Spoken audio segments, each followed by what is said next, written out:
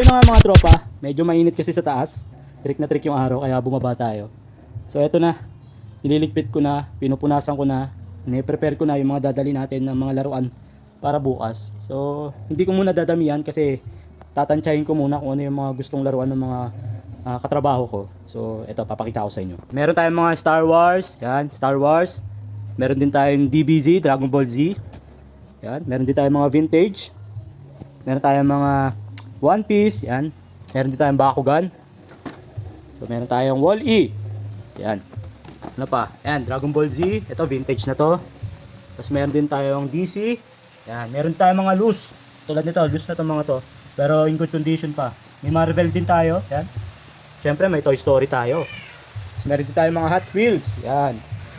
Tapos meron din tayong mga ilan-ilan na mga vintage na kotse. Yan, Star Wars again. Mahilig kasi ako sa Star Wars. Then meron tayong dinalang vintage na mga manika. Baka sakaling merong magkagusto. Tapos Pinocchio. Meron din tayo ditong Tamiya. Tapos ito pa yung iba. Nilinisin ko pa mga tropa. So yan pa yung mga ibang item natin na dadalhin natin. Tapos magdadala rin tayo ng comics. Yan. Mga vintage comics. So yun lang.